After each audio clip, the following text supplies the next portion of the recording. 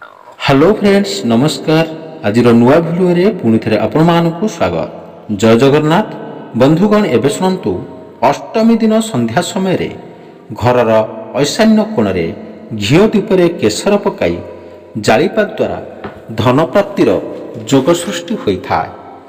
शुक्रवार दिन गोटे पद्मफूल आनी घरे पैसा रखुवा स्थान रखा उचित मन रखु यह द्वारा आर्थिक स्थिति रे सुधार आसी था। बंधुगण एवं शुणु वास्तुशास्त्र अनुसार शुक्रवार दिन सकाळु धला वस्त्र पिंधि लक्ष्मी को पद्मफूल अर्पण करने द्वारा लक्ष्मी कृपा लाभ होता है। जदि घरे शुक्रवार दिन श्री स्रोत किंबा लक्ष्मी स्रोत पाठ करा जाए तेबे घरे धन संपत्ति वृद्धि होता है। घरे बेकार पड़िथिबा जिनिस रखिबा उचित नुहे मन रखु बंधुगण यह कले आपण मानकर मंगल हब किंतु बंद होई पड़िथिबा विद्युत उपकरण रखिबा द्वारा नकारात्मक शक्ति वृद्धि होता है।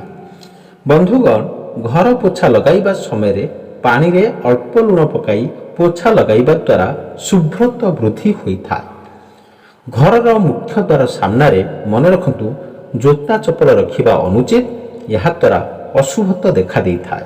बंधुगण मन रखु घरर मुख्य द्वार रे स्वस्तिक चिन्ह किंबा त्रिशूल चिन्ह लगाइबा द्वारा बहुत शुभ होता है एवं घरे सुख सौभाग्य वृद्धि होता है।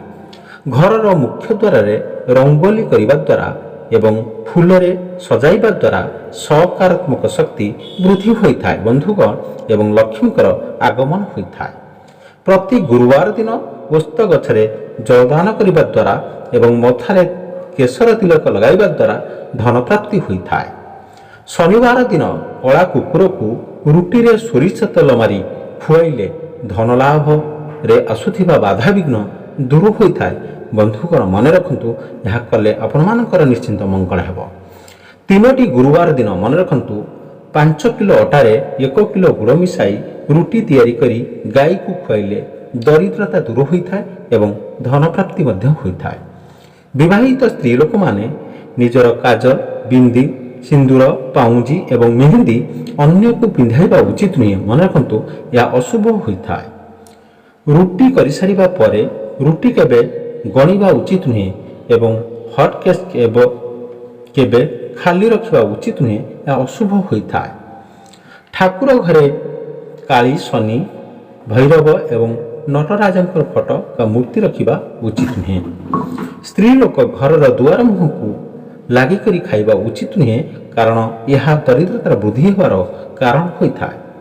ठाकुर घरे दीप जलाइला बेले दीपरू दीप लगाइबा उचित नुहे कि दीपरू धूप काटी जलाइबा उचित नुहे यह अशुभ होता है।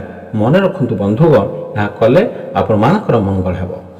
घरे अଯଥା खर्च हेउथिले गोटे तंभा पैसा हलदिया रंगर कौड़ी नहीं लाल कपड़े बांधि ठाकुर घरे रखिबा उचित।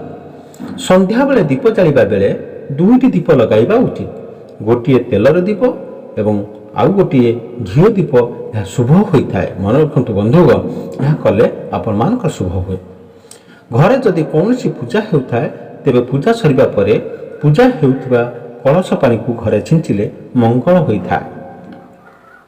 घरर ऐशान्य कोण ठाकुर घर करने उचित एवं एक काच पात्र रे गोटा अरुआ चाउल रखिले शुभ होता है। मन रखु बंधुगण यह कले मंगल हेब। घर दिन 12टा पूर्व पोछा मारिबा उचित एवं गुरुवार दिन घर केबे पोछा मारिबा उचित नुहे यह अशुभ होता है। ता पूर्व दिन पोछा मारिले यह शुभ होता है। मलिन पड़ जाइथिबा आईना किंबा भांगी जाइथिबा आईना घरे रखिबा उचित नुहे यह अशुभ होता है। मन रखु दर्शक बंधु यह कले आपण मानकर मंगल हेब। गोटे नड़िया को हलदिया कपड़े बांधि ठाकुर घरे किंबा पैसा रखुथिबा स्थान रे रखिले शुभ होता है एवं धन प्राप्ति होता है। मन रखु दर्शक बंधु गुरुवार दिन गोटे हलदिया कपड़े चाउल नड़िया गुआ पैसा एवं हलदी को बांधि प्रत्येक दिन पूजा कले धन प्राप्ति होता है। बंधुगण मन रखु जदि प्रत्येक दिन घर बाहर किछि ना किछि दान करने द्वारा लक्ष्मी कृपा मिलता है एवं धन वृद्धि होता है। शनिवार दिन घर दुआर मुहरे सोरिष तेल दीप जलाई एवं दीप लिभिला परे ବଳିଥିବା ତେଲକୁ ଅସୁସ୍ଥ ଗଛ ମୂଳରେ ଜାଳିଲେ ଧନ ବୃଦ୍ଧି ହୋଇଥାଏ।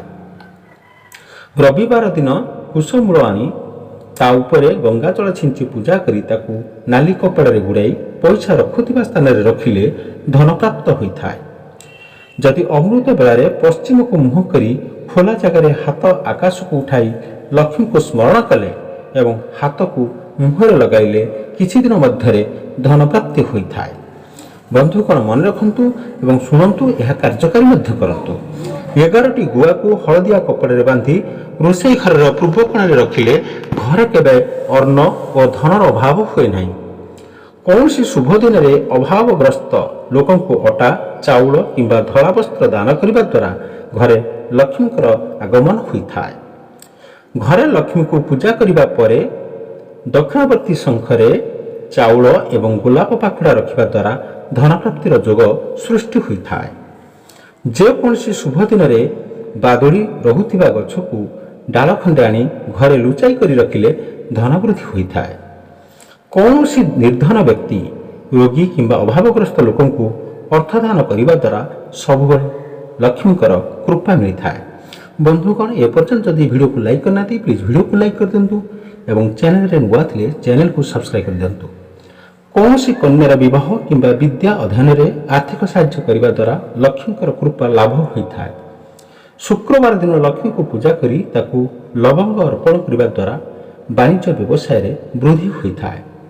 ଶୁକ୍ରବାର କିମ୍ବା ଧନତେରସ ଦିନ ମୟୂର ଯେଉଁଠାରେ ନୃତ୍ୟ କରୁଥାଏ ସେଠାରୁ ମାଟି ଆଣି ତାକୁ ଲକ୍ଷ୍ମୀଙ୍କ ପାଖରେ ପୂଜା କରି ଲାଲ କପଡ଼ାରେ ବାନ୍ଧି ଘରେ ରଖିଲେ ଧନର ବୃଦ୍ଧି ହୋଇଥାଏ।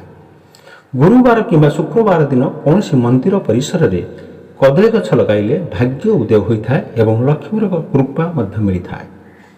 ଯେଉଁ ଘରେ ପ୍ରତ୍ୟେକ ଦିନ ଗାଈକୁ ରୁଟି ଖାଇବାକୁ ଦିଆଯାଏ ସେଠାରେ ଲକ୍ଷ୍ମୀଙ୍କର କୃପା ସବୁବେଳେ ରହିଥାଏ। ଯେଉଁ ଘରେ ସ୍ତ୍ରୀ ଲୋକମାନଙ୍କର ଅପମାନ ହୁଏ ଏବଂ ଘରର ଲକ୍ଷ୍ମୀଙ୍କୁ ଖରାପ କଥା କୁହାଯାଏ ସେଠାରେ ଲକ୍ଷ୍ମୀ ବାସ କରନ୍ତି ନାହିଁ। ଯେଉଁ ଘରର ଲୋକମାନେ ଅନ୍ୟାୟ ଉପାୟରେ ପଇସା ରୋଜଗାର କରିଥାନ୍ତି କିମ୍ବା ଅନ୍ୟକୁ ଧୋକା ଦେଇଥାନ୍ତି ସେହି ଘରେ ଲକ୍ଷ୍ମୀ ପ୍ରବେଶ କରନ୍ତି ନାହିଁ।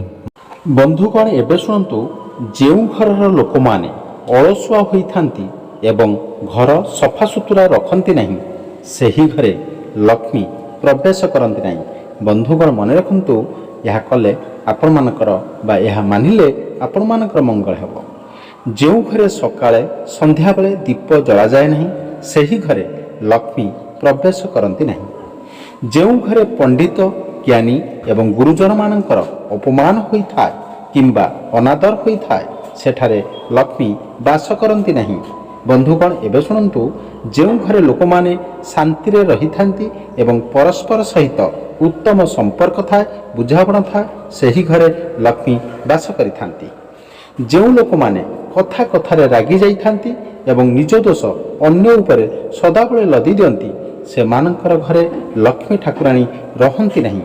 ବନ୍ଧୁଗଣ, ଏବେ ଶୁଣନ୍ତୁ, ଯଦି ପେଟର ଚର୍ବି ବଢ଼ିଯାଉଛି ତେବେ ଡାଲଚିନି ସହିତ ଗୋଟା ହଳଦୀ ସେବନ କଲେ ପେଟର ଚର୍ବି କିଛି ଦିନ ମଧ୍ୟରେ ମିଳାଇଯିବ। ବନ୍ଧୁଗଣ, ଯଦି ବାରମ୍ବାର ପରିସ୍ରା ଲାଗୁଥାଏ ତେବେ ଗୁଡ଼ ଓ ଭଜା ବୁଟ ଖାଇଲେ ବହୁତ ଜଲ୍ଦି ଆରାମ ମିଳିଥାଏ।